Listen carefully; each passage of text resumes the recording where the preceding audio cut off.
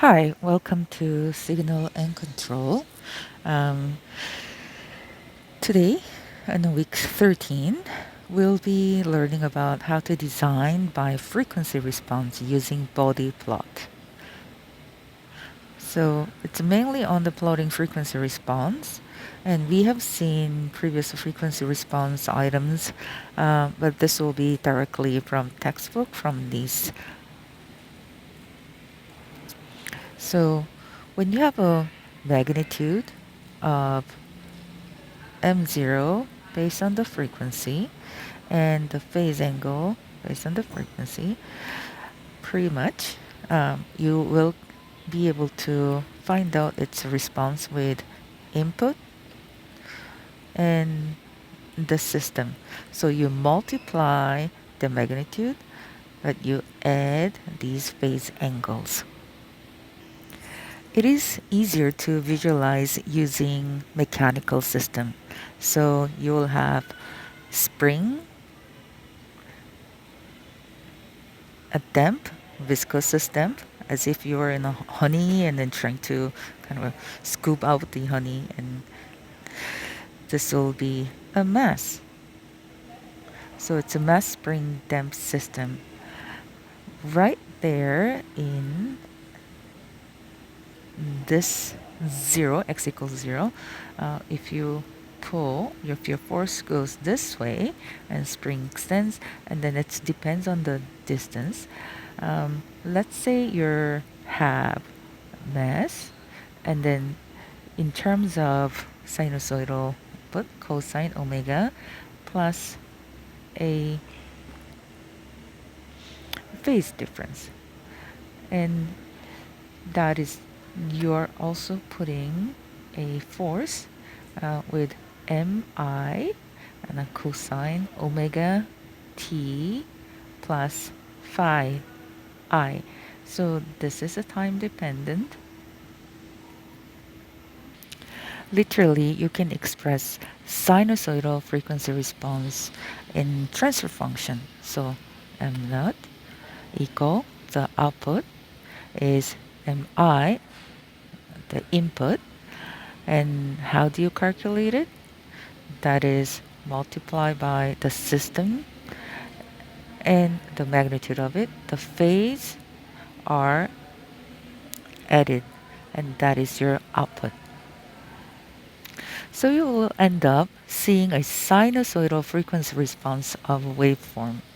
So output, input times the system. So this is your input, and that is your output. Output is initial phase and the system phase. Input, it's not always starting right at zero, so there is a slight um, difference in the phase shift. So that is how it will have the same frequency, but it will have end up with a different phase shift, and you will end up with magnitude. In summary, magnitude and phase frequency response, that's how you write it. You call this equation your magnitude is output over input. Your phase is output minus input.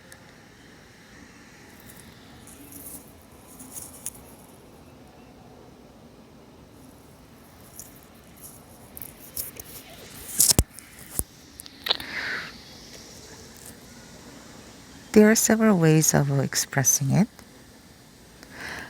Input is a three-phasor form, and you can have an input signal in time domain, polar form with the m of I with the phase variable I, or rectangular form a minus jb. It's like a complex number. Euler's equation, it's m of I e to the j phi I. How do you figure out the first response, the output, C of S? These are your test input and this is your system. C of S is your R of S times G of S. And that can be written as S plus J omega, S minus J omega.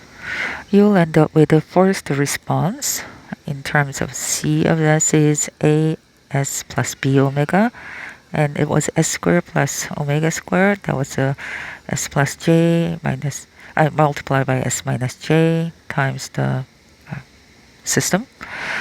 You can re-express in terms of these. So you can write it in partial fraction. The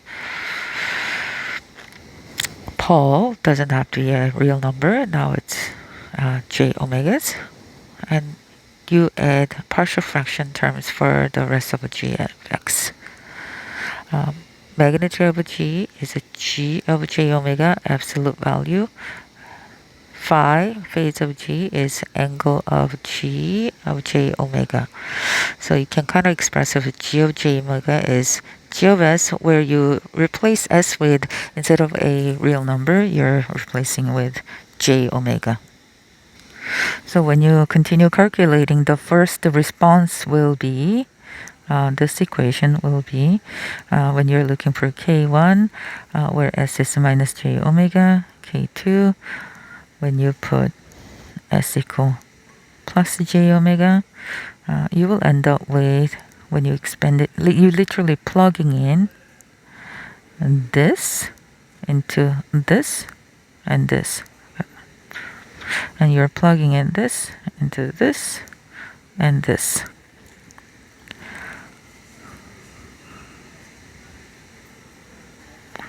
And one more place where you have this with the J omega as well. This one with the J omega as well. So it was in this color. Here and here. So things are expressed in this form and then in Euler's equation form. As you can notice, look at this one. It is e to the j minus j omega, and it is e to the plus j omega, or phi I plus 5g, 5i plus 5g. Those are complex conjugates. I will highlight that again. K1 m1 mg over 2 e to the minus j, and then K2 is m1 mg mg over 2 e to the plus j of these terms. So therefore that is a complex conjugate. K2 is complex conjugate of a K1. So remember, when you see this asterisk sign, that means complex conjugate. And at the end, you have a steady state output. So steady state output will be what you have written down, and that K1 was this, and K2 is this.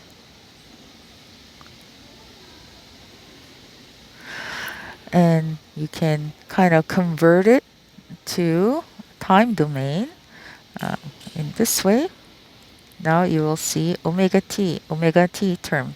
So e to the minus j something plus e to the plus j something over 2 is literally cosine. So the magnitude the same, omega t, and those phases. And that is your final answer for steady state output in time domain.